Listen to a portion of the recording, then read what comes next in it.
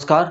आज हम बहुत ही इम्पोर्टेंट टॉपिक के बारे में पढ़ने जा रहे हैं क्योंकि इस टॉपिक को समझने के बाद में ही हम जो पोटेंशियल डिफरेंस है और पोटेंशियल है यानी कि विद्युत विभवांतर और विद्युत विभव का कंसेप्ट समझ सकेंगे। और इस चैप्टर की शुरुआत भी ये जो मेन टॉपिक है इसी से हो रही है, तो बाकी का चैप्टर समझने के लिए भी ये हमें समझ में आना चाहिए। तो आज का हमारा टॉपिक है इलेक्ट्रोस्टैटिक या इलेक्ट्रिक पोटेंशियल एनर्जी यानी कि विद्युत स्थितिज ऊर्जा। स्थितिज ऊर्जा के बारे में हम 11th क्लास में पढ़ चुके हैं और इसके एक वहां पर साधारण सी डेफिनेशन आती है कि यदि किसी वस्तु की स्थिति में परिवर्तन होता है या उसके विन्यास में परिवर्तन होता है तो उसमें जो संचित जो ऊर्जा होती है वो क्या कहलाती है? स्थितिज ऊर्जा कहलाती है। तो यहाँ पर विद्युत स्थितिज ऊर्जा को समझने के लिए हम क्या करेंगे, इसके दो उदाहरण लेंगे जिनको हम 11th क्लास में पढ़ चुके हैं। तो इसका फर्स्ट जो एग्जाम्पल है वो है प्रत्यास्थ स्थितिज ऊर्जा।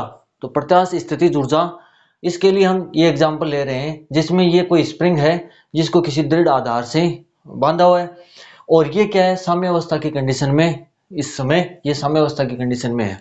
ठीक है। अब इस स्प्रिंग को जैसे ही हम खींचेंगे तो स्प्रिंग में क्या होता है, एक इलास्टिक गुण होता है, प्रत्यास्थ गुण होता है, जिसके कारण ये अपनी साम्य स्थिति में रहने का क्या करती है, प्रयास करती है। और जो भी कोई बाहर से फोर्स लगाएंगे उस फोर्स का ये क्या करेगी, विरोध करेगी।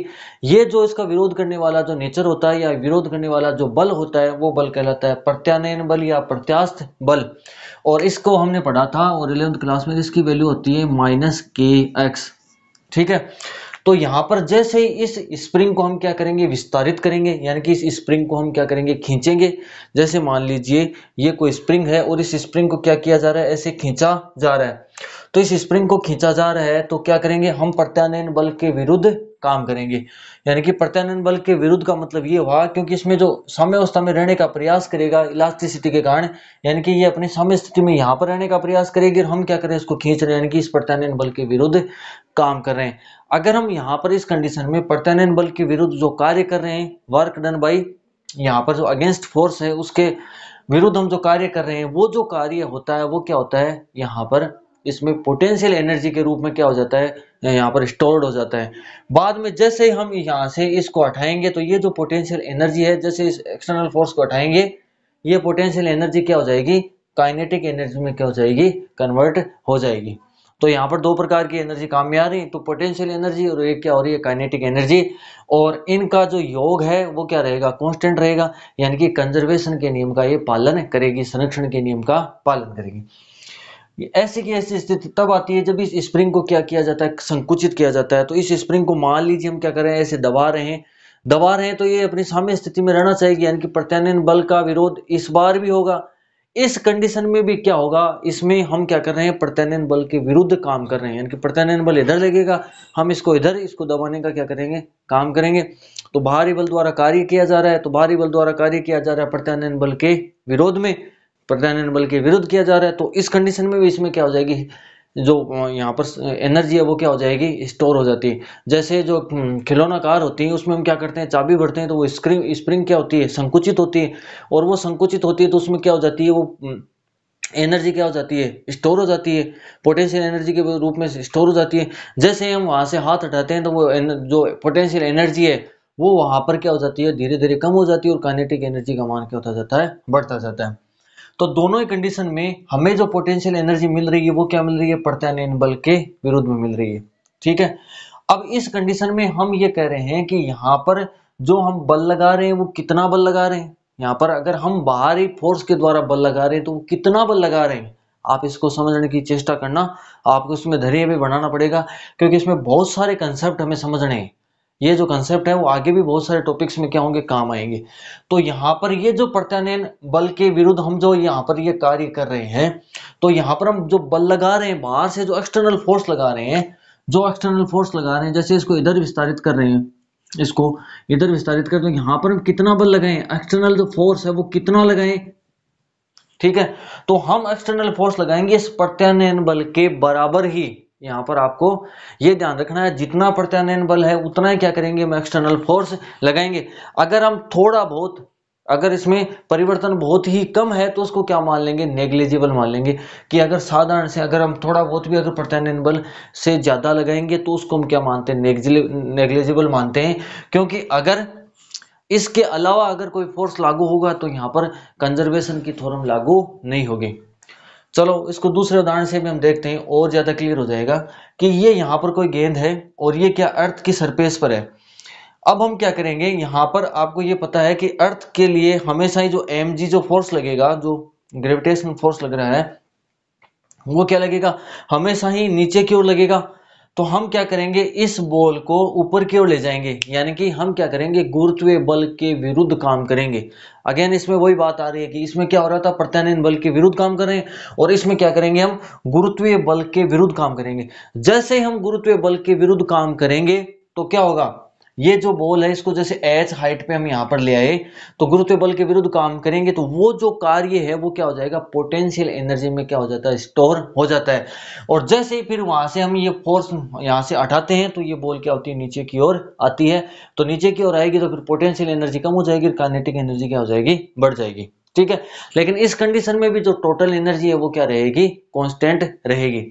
ठीक है, तो यहां पर भी आपको ये ध्यान रखना है कि हम जो कार्य कर रहे हैं वो क्या कर रहे हैं, गुरुत्वीय बल के विरुद्ध काम कर रहे हैं, गुरुत्वीय बल के विरुद्ध काम कर रहे हैं। और जो पोटेंशियल एनर्जी आएगी वो कितनी हो जाएगी, यहाँ पर ये फोर्स और ये क्या आ गई, डिस्टेंस, बल गुणा विस्थापन कार्य होता है। और वो कार्य क्या होता है, पोटेंशियल एनर्जी में क्या होता है, यहाँ पर स्टोर हो जाता है। तो यहाँ पर बल कितना लग रहा है, mg, यानी कि इसमें भी हम इस गुरुत्व बल के विरुद्ध कार्य करेंगे तो फोर्स कितना लगाएंगे, फोर्स हम उतना ही लगाएंगे जितना यहाँ पर अर्थ क्या कर रही है, इसको अपनी ओर खींचने में लगा रही है, उतना का उतना ही फोर्स, यानी कि mg क्या लग रहा है, नीचे की ओर, और mg क्या लगाएंगे हम, ऊपर की ओर। यानी कि जो टोटल फोर्स है वो कितना होना चाहिए, इस कंडीशन में टोटल फोर्स का मान कितना होना चाहिए, 0 होना चाहिए। तो अब टोटल फोर्स का मान 0 कैसे हो सकता है, कि हम वस्तु को ऊपर भी ले जाना चाहिए और दोनों फोर्स का मान क्या हो, बराबर भी हो। तो इसमें वापस जैसे इस कंडीशन में वैसे इस कंडीशन में, तो इसकी दो कंडीशन हो सकती हैं, या तो क्या हो, कोई बॉडी क्या हो, रेस्ट में हो, तो वहां पर टोटल फोर्स कितना होता है, 0। या अगर हम क्या करें, उसमें त्वरण नहीं दें, यानी कि उसमें एक्सेलरेशन नहीं हो, एक्सेलरेशन नहीं हो, यानी कि उसकी जो स्पीड है वो क्या रखी जाए, कांस्टेंट रखी जाए, यानी कि या स्पीड या वेलोसिटी है वो क्या हो, कांस्टेंट हो। अगर वेलोसिटी कांस्टेंट होगी तो वहां पर एक्सेलरेशन का मान कितना हो जाएगा, 0। एक्सेलरेशन का मान 0 हो जाएगा तो F बराबर कितना होता है, एम ए, यहाँ पर फोर्स कितना लगेगा, 0 लगेगा। यानी कि अगर हम इस बॉडी को क्या करें, बहुत ही धीरे धीरे और कांस्टेंट वेलोसिटी के साथ इसको ऊपर उठाएंगे तो उसमें और किसी भी प्रकार के जो एनर्जी है वो इसमें रिलीज नहीं होगी। तो अपने पास में हमें जो हमारा अपना कार्य क्या है कि हमें पोटेंशियल एनर्जी चाहिए, इसके अलावा हम और किसी प्रकार की एनर्जी नहीं चाह रहे हैं। तो और प्रकार की एनर्जी नहीं चाहिए, उसको नेग्लेक्ट करने के लिए हम क्या करते हैं, इस बॉल को धीरे धीरे ऊपर की ओर उठाते हैं और उसमें जो वेलोसिटी रखेंगे वो क्या रखेंगे, कांस्टेंट रखेंगे। तो कांस्टेंट वेलोसिटी के साथ में आएगी जो टोटल फोर्स क्या होगा, वहां पर क्या हो जाएगा, 0, क्योंकि वहां पर त्वरण का मान कितना हो गया, 0, जिसके कारण से F की वैल्यू कितनी आ जाएगी, 0। दूसरी, अगर इसमें दूसरे तरीके से समझना चाहिए तो अगर हम यहाँ पर इसमें अगर इसको बहुत धीमी गति से इसको ऊपर उठाएंगे तो यहाँ पर हमें जो फोर्स चाहिए ना वो mg से बहुत ज्यादा नहीं चाहिए। यहाँ पर हमें जो फोर्स चाहिए, जैसे नीचे की ओर जैसे लग रहा है, मान लीजिए 10 न्यूटन इसमें लग रहा है, तो ऊपर की ओर उठाने के लिए मान लीजिए हम बल लगा रहे हैं 10.001 न्यूटन। तो हमें जो फोर्स लगा रहे हैं वो क्या लगा रहे हैं, बहुत ही कम लगा रहे हैं, क्योंकि हम इसको नियत इसकी वेलोसिटी कांस्टेंट रख रहे हैं और उसको बहुत धीमी गति से ऊपर उठा रहे हैं। तो बाकी की जो इसमें एनर्जी आ भी रही है वहां पर अगर कोई आसपास में कोई फोर्स भी लग रहा है तो हम इस कंडीशन में इसको क्या मान लेते हैं, नेग्लिजिबल मान लेते हैं। तो यहाँ जो दो हमने टॉपिक पढ़े हैं, इस दो टॉपिक में जो इंपॉर्टेंट बातें आ रही हैं वो कौन सी हैं। फर्स्ट चीज कि अगर हमें पोटेंशियल एनर्जी चाहिए तो पोटेंशियल एनर्जी चाहने के लिए हमें क्या करना पड़ेगा, जहां पर जो फील्ड लग रहा है, जैसे यहाँ पर जो फील्ड लग रहा है वो कौन सा लग रहा है, प्रत्यास्थ बल, यहाँ पर कौन सा लग रहा है, गुरुत्वीय बल, इनके विरुद्ध हमें कार्य करना पड़ेगा। इनके विरुद्ध अगर हम कार्य करेंगे तो वहां पर वो जो कार्य है, वो जो वर्क डन है, वो पोटेंशियल एनर्जी के रूप में क्या हो जाएगा, स्टोर हो जाएगा। जैसे दोनों कंडीशन में क्या हो रहा है, पोटेंशियल एनर्जी के रूप में क्या हो रहा है, स्टोर हो रहा है। ठीक है, तो यहाँ एक चीज तो आपको ये ध्यान रखनी है कि गुरुत्वीय बल के विरुद्ध काम करना। दूसरी बात आपको यहाँ पर ये ध्यान रखनी है कि हम जो फोर्स लगा रहे हैं, यानी कि अगेंस्ट जो फोर्स लगा रहे हैं वो उतना ही लगा रहे हैं जितना वो बल लगा रहे हैं, यानी कि बल के विरुद्ध भी हम उतना ही फोर्स लगा रहे हैं। अगर थोड़ा बहुत ज्यादा या ज्यादा होगा तो भी हम उसको क्या मान लेते हैं, नेग्लिजिबल मान लेते हैं। तो इसके लिए नेग्लिजिबल होने के लिए कि बहुत ही कम अंतर हो, इसके लिए हम क्या करते हैं, इस बॉडी को वहां पर बहुत ही धीरे धीरे क्या करते हैं, मूव करवाते हैं। स्पीड क्या रखते हैं, उसकी कांस्टेंट रखते हैं, और कांस्टेंट रखेंगे तो वहां पर काइनेटिक एनर्जी में जो परिवर्तन आएगा, काइनेटिक एनर्जी का फॉर्मूला होता है 1/2 mv²। तो मान लीजिए पहले इसकी एनर्जी है 1/2 mu², बाद में है 1/2 mv²। तो अंतर कितना आ गया, 1/2 mv² माइनस 1/2 mu²। v और u की वैल्यू कांस्टेंट वेलोसिटी होने के कारण सेम है, तो काइनेटिक एनर्जी में परिवर्तन कितना आ जाएगा, 0 हो जाएगा। तो ये जो यहाँ पर जो तीनों ये जो बल हैं, यहाँ पर प्रत्यास्थ स्थितिज ऊर्जा, गुरुत्वीय स्थितिज ऊर्जा, और यहाँ पर आगे हम देखेंगे ये जो स्थितिज ऊर्जा, विद्युत स्थितिज ऊर्जा, इन तीनों में क्या होता है, ये तीनों के तीनों क्या होते हैं, ये कंजर्वेटिव फोर्सेज होते हैं, संरक्षी बल होते हैं। ये हमेशा क्या होते हैं, संरक्षी बल होते हैं, क्योंकि कूलाम बल होता है वो क्या होता है, संरक्षी बल होता है। ये हम फर्स्ट चैप्टर में इसको पढ़ चुके हैं, और ये दोनों क्या है, संरक्षी बल होते हैं। ठीक है, तो अब हमें क्या ज्ञात करना है, हमें ज्ञात करना है विद्युत स्थितिज ऊर्जा। तो विद्युत स्थिति ऊर्जा, इसमें हमने क्या किया, प्रत्यास्थ बल के विरुद्ध काम किया, तो हमें क्या मिली, प्रत्यास्थ स्थिति ऊर्जा। इसमें हमने क्या किया, गुरुत्वीय बल के विरुद्ध काम किया, तो हमें क्या मिली, यहाँ पर गुरुत्वीय स्थिति ऊर्जा, और बल कितना लगाया, mg। इसी प्रकार से यदि हम विद्युत बल के विरुद्ध काम करेंगे, क्योंकि अब क्या लगेगा, चार्जेज होंगे, चार्जेज होंगे तो वहां पर क्या लगेंगे, फोर्स लगेंगे, अट्रैक्शन या रिपल्सन फोर्स लगेगा। उसके विरुद्ध हम यदि काम करेंगे तो वहां पर जो कार्य होगा, वो जो स्टोर होगा, वो किसके रूप में स्टोर हो जाएगा, विद्युत स्थितिज ऊर्जा के रूप में स्टोर हो जाएगा। इसलिए हमने इसको इस उदाहरण से समझा है। ठीक है, अब ये जो तीनों के तीनों ही बल हैं वो क्या है, संरक्षी बल है। और संरक्षी बल की खास बात क्या होती है कि ये पथ पर निर्भर नहीं करता है। जैसे कि यदि हम इस बॉल को यहां से यहां ले जाएं तो कार्य कितना हो रहा है, mgh हो रहा है। इस बॉल को यदि हम यहां से ऐसे इस प्रकार से ले जाएं, इसको इस प्रकार से ले जाएं, तो भी जो टोटल वर्क डन आएगा वो कितना आएगा, mgh आएगा। कैसे आएगा, इसको सोल्व हम करेंगे तो बहुत ज्यादा बड़ा टॉपिक हो जाएगा। तो लेकिन हर बार ये जो बल आ रहा है वो कितना, यहाँ पर जो एनर्जी आ रही है, यहाँ पर जो गुरु ये कार्य आ रहा है वो कितना आ रहा है, mgh आ रहा है। तो इस कंडीशन में भी mgh आ रहा है, इस कंडीशन में कितना आ रहा है, mgh। यानी कि जो अगर एक बिंदु से हम चल रहे हैं, किसी एक बिंदु से चल रहे हैं और दूसरे बिंदु तक आ रहे हैं, चाहे हम इस पथ से आए, चाहे हम इस पथ से आए, चाहे हम इस प्रकार किसी भी पथ से आए, जो यहाँ पर जो पोटेंशियल एनर्जी होगी या यहाँ पर जो किया गया कार्य है वो क्या होगा, पथ पर निर्भर नहीं करता है। ठीक है, जबकि जो असंरक्षी बल होते हैं, अभी तक ये जो सारा मैटर है वो कौन सा, 11th का है, लेकिन इसको आप अगर ढंग से समझेंगे तो ये आप इसको आगे समझ सकते हैं। तो यहाँ पर जो किया गया जो कार्य पथ पर निर्भर नहीं करता, जबकि जो असंरक्षी बल होता है, जैसे घर्षण बल है, जैसे मेरे पास में कोई बॉक्स है, इस बॉक्स को मैं क्या करता हूँ, यहाँ पर लाता हूँ। ठीक है, तो यहाँ पर क्या लग रहा है, घर्षण बल। तो घर्षण बल द्वारा किया गया कार्य, यहाँ पर मान लीजिए कोई कार्य है, यहाँ पर मान लीजिए वो कार्य कितना, W1। यदि इस बॉक्स को मैं यहाँ से यहाँ लाऊं, यहाँ से यहाँ लाऊं, यहाँ से यहाँ, इस प्रकार से इसका क्या कर दूं, मैं पथ चेंज कर दूं, तो आपको भी पता है इस कंडीशन में क्या होगा, घर्षण क्या होगा, ज्यादा लगेगा। तो इसको कार्य का मान क्या आ जाएगा, यहाँ पर ज्यादा आ जाएगा। ठीक है, तो यहाँ पर जो कार्य है वो क्या हो गया, पथ पर निर्भर कर रहा है। अगर इसका पथ इस प्रकार से चेंज हो जाएगा तो कार्य का मान क्या हो जाएगा, चेंज हो जाएगा। तो ये जो तीनों फोर्स होते हैं इनमें ये काम ऐसा नहीं होता है। इस कारण से ये जो फोर्सेज होते हैं वो क्या होते हैं, पथ पर निर्भर नहीं करते हैं। और पथ पर निर्भर नहीं करेंगे यानी कि और किसी भी प्रकार का इसमें कोई एनर्जी इसमें नहीं लगेगी। तो कोई एनर्जी नहीं लगेगी तो अपने पास में दो ही एनर्जी हैं, एक तो काइनेटिक एनर्जी और कौन सी, पोटेंशियल एनर्जी। हम क्या करेंगे, काइनेटिक एनर्जी को किसी प्रकार से जीरो कर दें तो हमें टोटल की टोटल क्या मिलेगी, पोटेंशियल एनर्जी वहां पर मिलेगी। अपना उद्देश्य क्या है, पोटेंशियल एनर्जी प्राप्त करना। और पोटेंशियल एनर्जी किस फॉर्म में, केवल पोटेंशियल एनर्जी की फॉर्म में, वहां पर काइनेटिक एनर्जी नहीं होनी चाहिए। जैसे ही वहां पर हम उस वहां से एक्सटर्नल फोर्स हटाएंगे तो पोटेंशियल एनर्जी कम होगी, तो काइनेटिक एनर्जी हमें क्या होगी, प्राप्त होगी। अदरवाइज हमें काइनेटिक एनर्जी नहीं मिले। इसके लिए क्या करेंगे, हम काइनेटिक एनर्जी में जो चेंजेस है वो क्या कर देंगे, हम जीरो कर देंगे, किसी प्रकार से जीरो कर देंगे। तो कंजर्वेटिव फोर्स में क्या होता है, यहाँ पर ध्यान रखना है, जो किया गया कार्य है उसका मान क्या होता है, शून्य होता है। अब हम 11th क्लास में एक और प्रमेय पढ़ते हैं, कार्य ऊर्जा प्रमेय। वो क्या होती है कि जितना भी फोर्सेज लगे हुए हैं उनके द्वारा किया गया कार्य वो क्या होता है, काइनेटिक एनर्जी में गतिज ऊर्जा में परिवर्तन के क्या होता है, बराबर। यानी कि अंतिम गतिज ऊर्जा में से प्रारंभिक गतिज ऊर्जा को घटाएंगे तो उसका मान किसके बराबर होना चाहिए, W1 प्लस W2 के। अब हम बात कौन से फोर्सेज की कर रहे हैं, तीनों के तीनों बल अपने कौन से हैं, तीनों के तीनों बल हैं अपने यहाँ पर ये सरेक्सिबल कंजर्वेटिव फोर्स है, इसलिए यहाँ पर हम क्या करेंगे, काइनेटिक एनर्जी में परिवर्तन क्या करेंगे, जीरो करेंगे। तो काइनेटिक एनर्जी में परिवर्तन जीरो करेंगे तो यहाँ पर टोटल फोर्स, ये जो वर्क है वो कितना हो गया, W1 + W2 बराबर कितना हो गया, जीरो हो गया। ठीक है, आपको इस चीज का ध्यान रखना है। इनमें भी क्या लागू होगी, ये कंडीशन यहाँ पर लागू होगी। तो अभी तक हमने क्या सीखा, अभी तक हमने ये सीखा कि अगर हमें पोटेंशियल एनर्जी चाहिए तो हमें फील्ड के अगेंस्ट काम करना पड़ेगा, पहली बात। दूसरी बात, हमें क्या करना पड़ेगा, मैं यहां पर लिख देता हूं, पहला काम तो हमें क्या करना पड़ेगा, अगेंस्ट फील्ड के अगेंस्ट हमें क्या करना पड़ेगा, काम करेगा।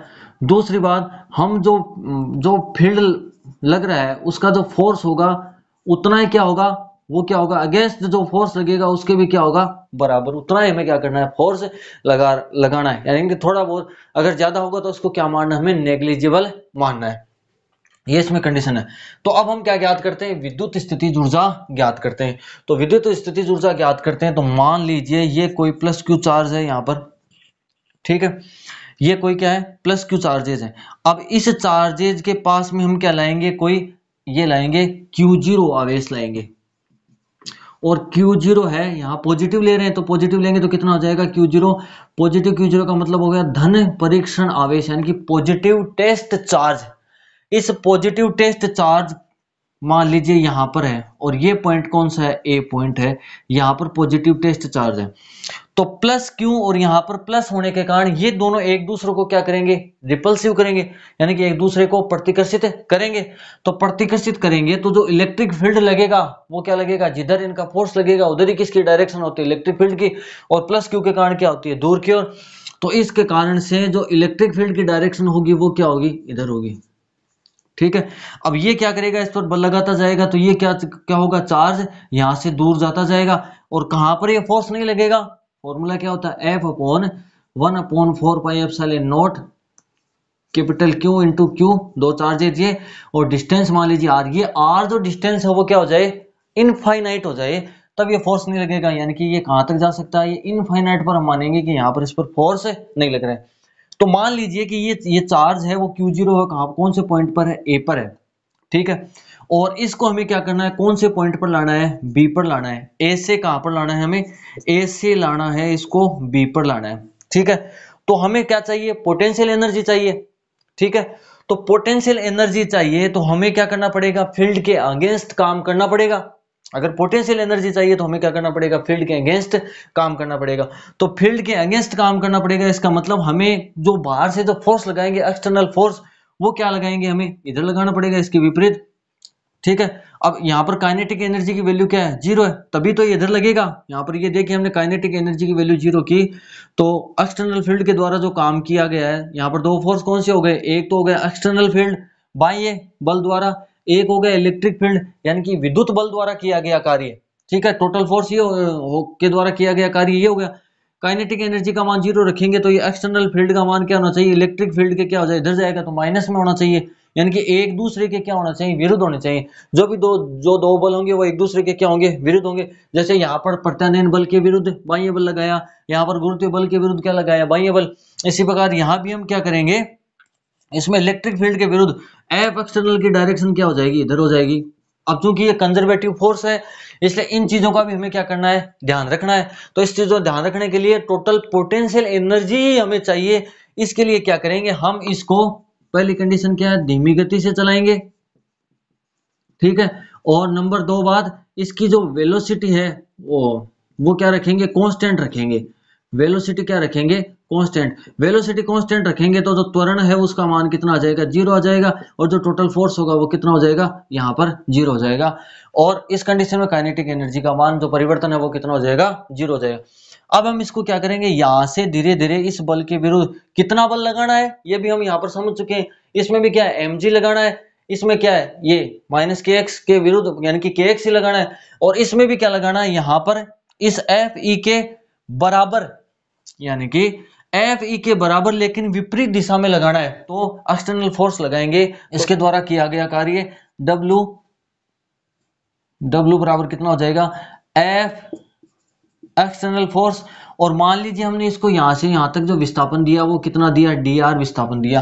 तो कितना दिया, dr विस्थापन। कार्य बराबर क्या हो गया, बल गुणा विस्थापन। ये हमने इसको क्या दे दिया, यहाँ से यहाँ तक dr विस्थापन। अगर हम इसको क्या कर रहे हैं, a से b तक ला रहे हैं, w कितना हो जाएगा, w a b बराबर कितना हो जाएगा, कहाँ से कहाँ तक ला रहे हैं इसको, a से b तक ला रहे हैं, a से यहाँ पर b तक ला रहे हैं। F एक्सटर्नल बल द्वारा किया गया कार्य, यानी कि एक्सटर्नल फोर्स द्वारा बाह्य बल द्वारा चार्ज Q0 को A से B तक लाने में किया गया कार्य।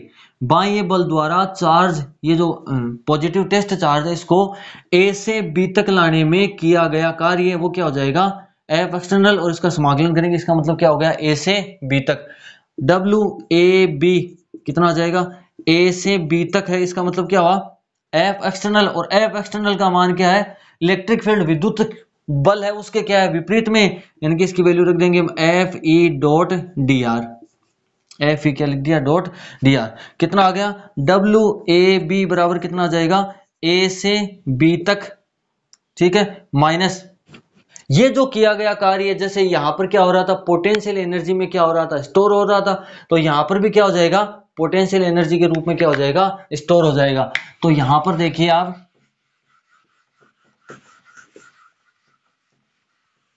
ये जो कार्य है डब्ल्यू ए बी बराबर कितना हो जाएगा, ए से बी तक ले जाने में, Q0 आवेश को ए से बी तक ले जाने में किया गया कार्य कितना हो जाएगा, एफ ई डी आर। ये जो कार्य है वो क्या हो जाएगा, पोटेंशियल एनर्जी में क्या हो जाएगा, स्टोर हो जाएगा, या स्थितिज ऊर्जा में परिवर्तन में क्या हो जाएगा, स्टोर हो जाएगा।